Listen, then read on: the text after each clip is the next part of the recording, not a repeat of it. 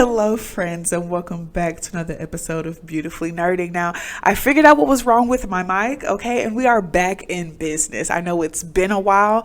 I've missed doing this. I know that you all have missed my oh so colorful commentary, but we are here, we are queer, and we're ready to get the things done. So I know that I've missed out on a lot, okay? The boys are back. Tyler Perry is making more moves with Netflix, and you can bet your bottom dollar we're going to be watching them. And also, I still don't know when Love is Blind is coming back on. But all I can focus on is the right now. And right now, I know that Netflix is releasing Beverly Hills Cop Axel F on July the 3rd.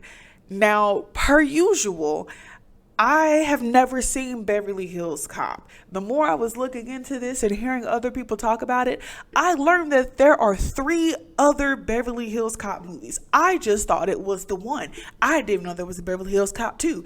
I still don't know what this Beverly Hills Cop 3 is. I'm going to have to look that one up. But now there is a 4th movie coming out. That's the one that is coming out on the 3rd. And so I decided that I was going to go back and watch the first one. I may or may not watch the rest of them, but I just wanted a precursor of information so that I could go into the new one with just something. But yes, so I have finally watched the original Beverly Hills Cop, and I do definitely have thoughts. But before we even get started, just know, like 80s, early 90s Eddie Murphy was always so fun to me. I grew up with like Nutty Professor and Dr. Dolittle Eddie Murphy, who was already in his like dad bag and like family friendly bag.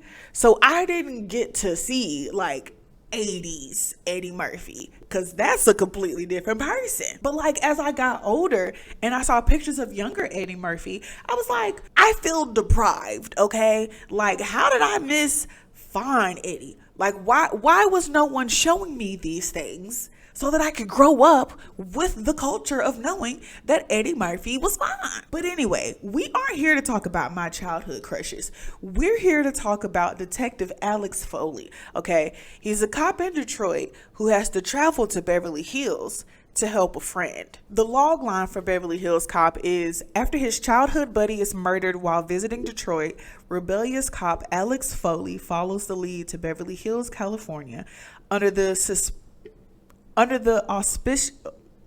Why is this word so hard? Under the auspices? After he called it a vacation, he checks in with old friend Jenny Summers and starts to believe her boss, art dealer Victor Maitland, might somehow be involved in the murder. However, Lieutenant Bogomil of the Beverly Hills Police Department does not trust Foley and hinders his search for evidence. We get to see Eddie Murphy as this kind of like free-willing cop who just does whatever he wants to do because he knows that he's going to be able to solve the case. And that's the whole purpose of his job, is to find the bad guys and solve the case. So he's going to do whatever he needs to do to get done. But then he goes to Beverly Hills and they're just like, no, but the book is the book. The rules are the rules. We're going to follow that.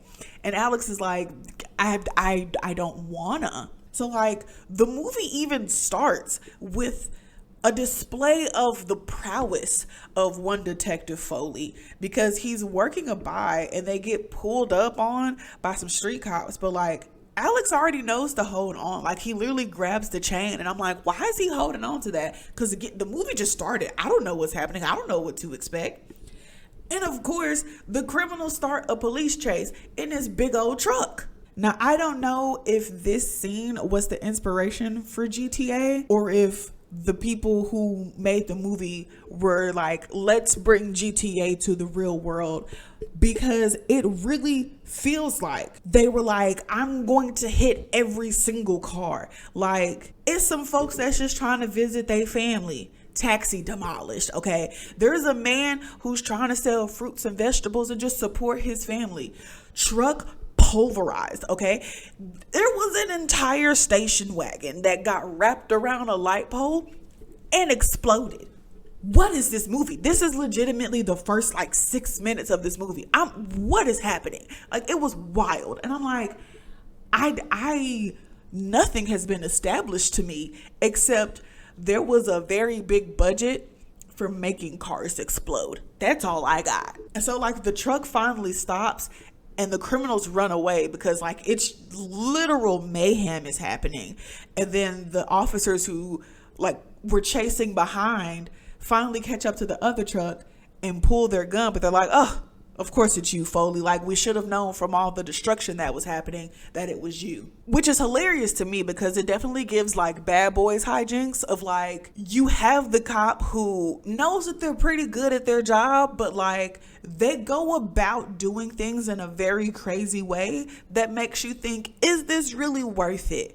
But their percentage and their effectiveness of getting things done, like you have to keep them there. And it's exactly what Alex Foley is. Like, he's that person. But the actual crux of the movie gets started when a friend from Axel's, like, more hoodlum and rough days randomly comes into town all the way from sunny Beverly Hills. And he just so happened to have some stolen bearer bonds on him. And he's like, hey, let's go get a drink, catch up, whoop, whoop, whoop, all that good stuff. They go to the bar. They come back and they get jumped literally right outside the apartment door. Alex is on the ground, knocked out cold. The hitman is just like, oh, so you thought I wasn't gonna find you. You just thought you were gonna run away and that was gonna be cool. His friend is just like, oh no, see, like what had happened was I was just keeping the papers warm for you because I just wanted to make sure that like, you know, I didn't think I was gonna miss them because there were just so many. So like I just took like 3 sheets. Like I didn't realize y'all were actually taking inventory. And so they make sure to tie up their loose end by removing the friend from the equation. Again, this is maybe 15 minutes into the movie. So early that I could not tell you what the friend's name is. I could look it up, but that's the whole point, is that like so much, like it just happens so fast. Like we're just in the movie. Okay. So of course Alex comes to, we're outside, all the police are here because, you know, there were gunshots. Alex is getting checked out. His lieutenant officer boss person is like, hey, I get that this was your friend. You're already on thin ice from the stunt you pulled earlier today. Don't try to get overly involved in this case. You're too close to it. You need to go on somewhere. And so Alex is like, I'm gonna just take some vacation time.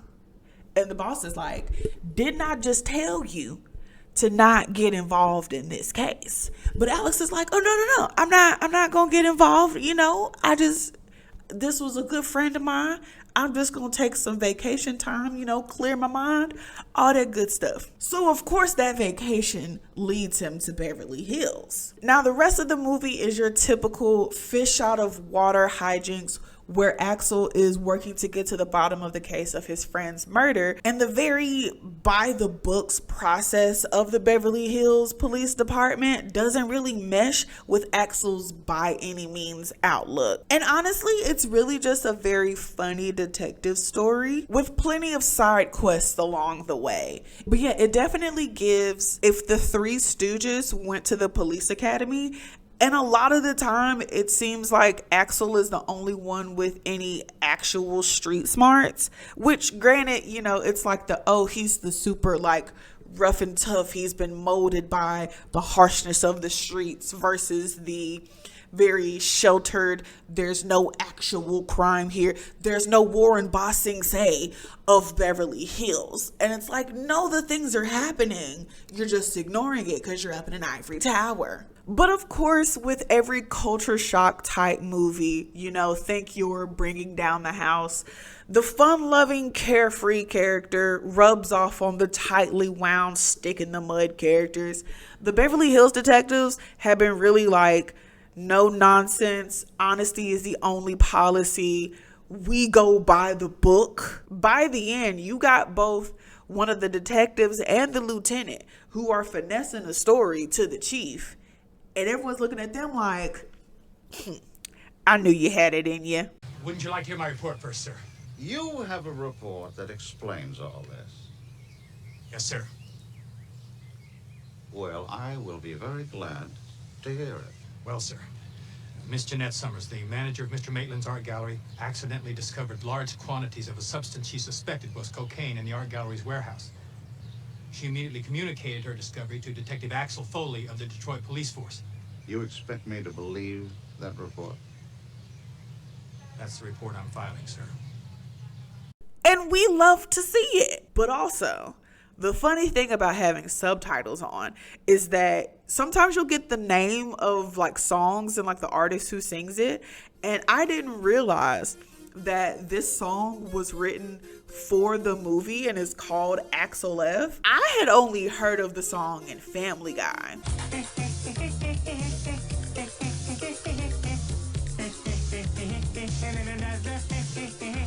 Peter! Oh, God, sorry, you're right. Let's go to the dance. But still, I'm loving that watching these movies is really helping me to be able to understand other parts of my life where things have been quoted in other pieces of media that I have not understood because I haven't watched the precursor things. Like, this is just bringing me so much joy, and I really hope that you all are enjoying the ride with me as well, because I'm having a blast. Okay, please let me know if there are any other movies that y'all are like, oh no, you have to stop everything and watch this movie. Please feel free to let me know. Leave a comment down below. Don't forget to like and subscribe. Share with all your friends. Thank you so much for watching this video, and I'll catch y'all next time. Bye.